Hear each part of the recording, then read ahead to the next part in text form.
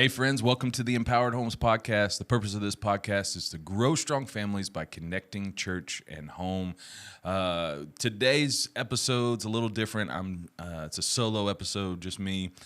We've been talking a lot about technology the last couple of episodes, and that's kind of been our series, talking about technology in your family, in your home, and with your kids, how to shepherd your kids. We've had great interviews with some experts, but today's episode, I want to talk about some positive things. You know, most of us have our devices. We have these things, and we're on them all the time. But there's some good that we can use and leverage our devices for good things, both spiritually, mentally. And I want to talk and share with you, I want to give you three apps that every Christian parent should at least look at. And then I want to give you three social media or Instagram accounts that every Christian parent should be following. If you're not on social media, you can access these without having an account. You can do it through web search and all that stuff. All these things are free. There's nothing private. And so I want to go through these things just to remind us that, you know, everything can be used for evil, but everything can also be used for good, depending on how we leverage these things. And so this one's a little lighthearted, and want to go through just real quick. The first app that I want to mention is the Bible app for kids. You know, we have YouVersion, the most popular Bible app that we have for adults. Most of you, if you're a parent and you're listening, you're like, yeah, I've got that. It's a little brown Bible app on my phone. I pull it up and it's easy to use. It's super intuitive. But there's also the Bible app for kids. And so the Bible app for kids, I have been going through. I did it with my oldest son. It's a way for kids to hear a story. It's not word for word from Scripture, but to hear a story and then to interact with it. And so I'm going to pull it up for us. So if you look at the screen, it is this one right here, the bottom with the Jesus character. You pull it up, and it doesn't look super intuitive at first, but once you get into it. So, like I said, it doesn't have every story, but the main thread of Scripture all throughout. You got Old Testament, New Testament, as you go through here. If I were to use my phone, you could see like that all of these are completed. My kids have gone through all of them, and we've got, you know, 3 stars. There's kind of a challenge for each one. And so I'm just going to open it up as we go through. That's the first one in the beginning, Genesis 1. Click read. It reads the narrative for you. You can hear it reading. And it goes through this whole thing, and once it's done reading, you click on the image, and then there's interactive things that your kids can do. My son, who's 7, we go through it. We've gone through all of them. I've gone through it all with my oldest too, and he just loves it. Like this little monkey, he's shooting a banana in his mouth. It's so silly, but it engages them as we're going through. There's little stuff here and there, but what I love about this part is as it's going through the story and the narrative, I'll skip through. There's little gems you could click on, and you got to collect all these little things. But it challenges us as we're going through this with questions to make sure you're paying attention, you're comprehending.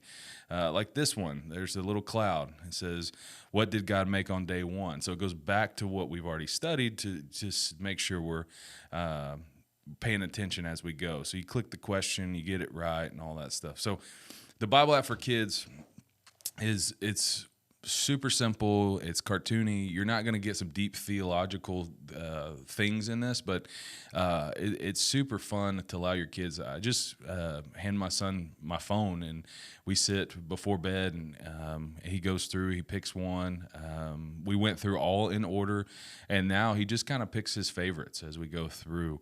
If I go back here, go back home. Once you complete it, there's an activity that you can do. But to unlock the activity, you must first read through the whole story. But the activities, you could read through the story. Once you read through it, you can go through the activity. Sometimes it's just matching cards. It's a little fun game. Sometimes it gives you images, and you have to put the images in order of the story, all again to remind us.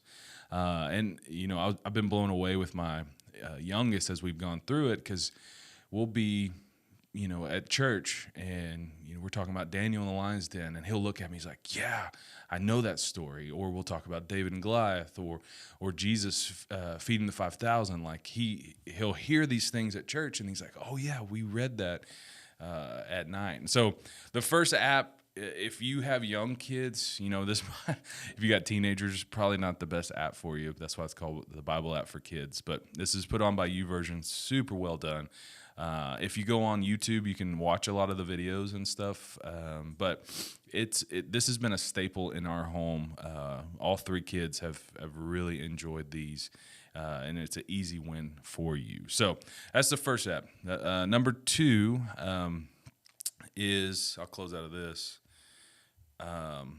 Number two is the First 15 app. You can go onto your app store, just search First 15. This is a devotional and prayer app. It's going to give you 15 minutes as you kind of go through. And why I added this is it's fantastic for us to create habits and routines as parents, and then we can leverage those to talk to our kids.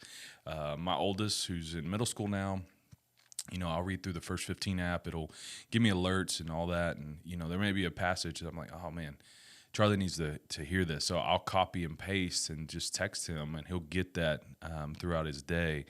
It's just a easy way to create some habits. And because it's an app on your phone, you can get notifications, and it reminds you when to read and what to read and all of those things. So First 15 app. Again, we'll put all the description, or all the information of these apps and stuff in the description of the podcast. But so First 15 app. The third app that you need to know about as a Christian parent is the Parent Cue. Parent Cue, CUE.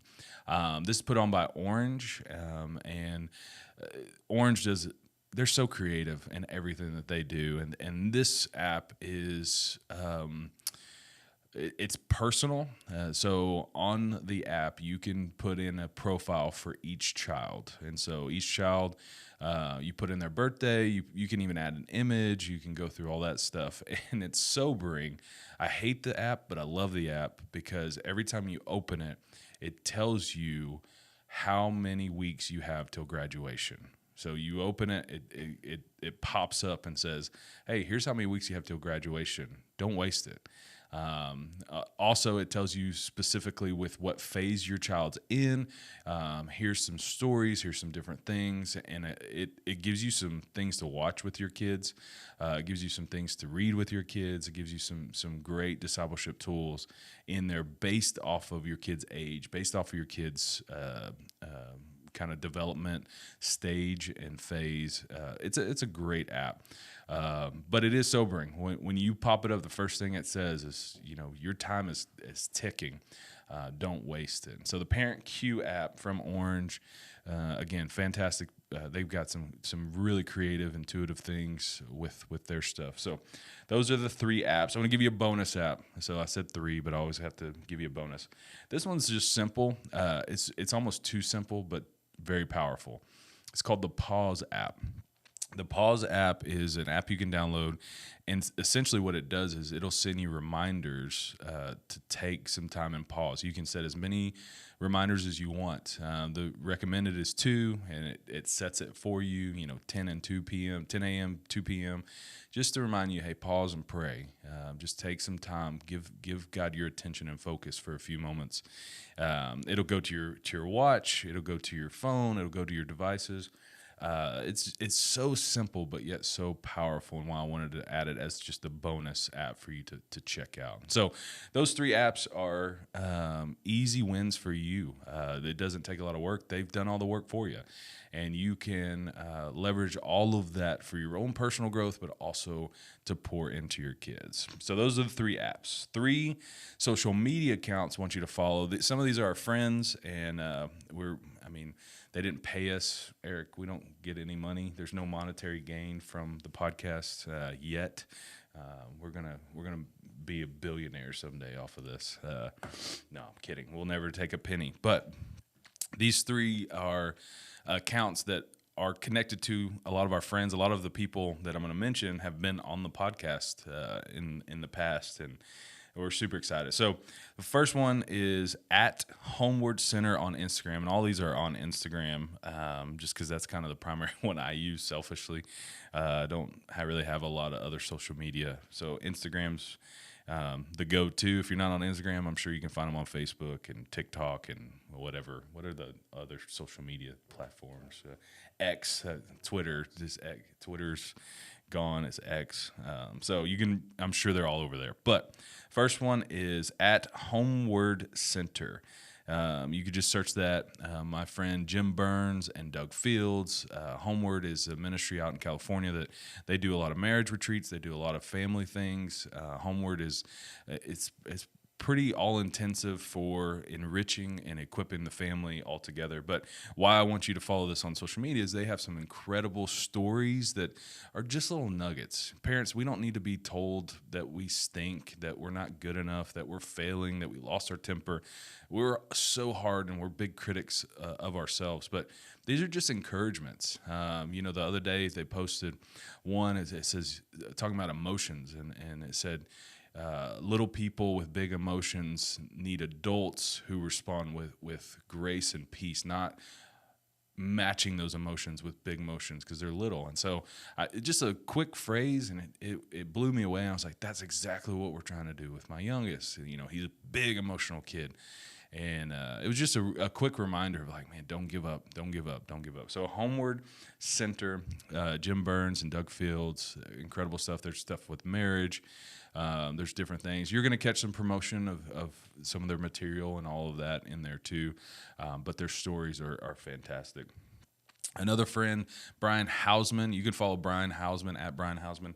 But he's got a Instagram account called at Screen Smart Parent, at Screen Smart Parent. And he just gives little nuggets for us to navigate technology with our kids, some different ideas, thoughts that, hey, have you tried this or have you thought about this when it comes to being screen smart? And he gives practical resources. Hey, here's the latest app. Here's the latest trend on TikTok. Here's the latest thing that your kids may be involved in. And so Brian does a great job with all of that. It's just, again, his stories are great. It's just a quick reminder for us. Make sure you follow them so that it's a part of your news feed and you can get to know some more information on Screen Smart Parent. Screen Smart Parent, Brian Hausman. He's awesome. The third one, last one. Sissy Goff and David Thomas. We've had Sissy on the podcast. She wrote the book Raising Worry-Free Girls. She just released Worry-Free Parents. It's a great book. I can't wait to get my hands on that and hopefully have her back on the podcast. But their Instagram account together, they wrote a book several years ago. It's called Raising Boys and Girls, Raising Boys and Girls. And go follow them. Again, they just give little nuggets out of the book, but just ongoing things. Both of them are therapists, and they work with children and parents and do incredible work. And if you just want some encouragement to come through your feed in your story, Raising Boys and Girls. You can also follow David Thomas. He posts lots of stuff, and Sissy Goff. They post lots of great stuff. It seems, a lot of their stuff seems so complex, but when you read it, you're like, yeah, that makes so much sense. It's just simple. And so those are the three social media accounts: at Homeward Center, at Screen Smart Parent, and then at Raising Boys and Girls. And of course, I got to give you a bonus. I can't just do three. A bonus, this one's fairly new, but I've been following them for several weeks. It's at Marriage 365. At Marriage 365. It's a ministry for marriage. They do a lot of great stuff. But the reason I like them is because their stories, they're fun. If you want something not to spice up your marriage, that sounds a little risque, Eric. But if you want something fun with your spouse, they post a lot of times like, hey, take a screenshot. And this is a would you rather. And so what you do is take a screenshot and then you mark it up and be like, hey, blah, blah, blah. Would you rather this or this or this? And then you send it to your wife And sometimes it's funny, sometimes it's silly, sometimes it's really thought-provoking and challenging, challenging for men to lead, challenging for women to shepherd and to grow. And so it's fairly new, but it's a good one for us at Marriage 365. And all these accounts, there's tons of practical accounts like Common Sense Media and all of those things. I wanted to give you some just encouraging accounts that'll come by. You'll read stuff and you're like, man, that's really good. I needed that reminder. I needed to stay in the fight, to keep fighting for my kids, fighting for their hearts, fighting for their lives. And so these four are easy for us, and the last one with marriage for us, if you're married, to really dive in and delve into all of those things. So that's all I got. 3 apps, actually 4 apps, and then 4 social media accounts for us to follow. If you hadn't listened to our previous episodes on technology, we've got some great interviews and great conversations. Me and my wife, we sat and talked about the process of giving our son his first cell phone, which school is in session. I think we need to already have a recap of how that phone is caused just conversation, not conflict. I don't want to say conflict, but just a conversation in our home. And so you'll be hearing more about that. But if you hadn't checked out our technology series, go back and listen. It's worth your time and energy. The last thing I want to say is, episodes like this, this came from an idea that was recommended to us. Someone said, hey, what are some apps? What are some stuff that parents need to know about? And so we would love to hear from you. If you're listening, what episodes do you want? What information do you want? How can we help you? What are the things that are on your mind? Like, man, I wish they would talk about blank. Whatever that is, you can email us at podcast@empoweredhomes.org. Thanks for listening. Go like and subscribe and leave us comments. We'd love to hear from you.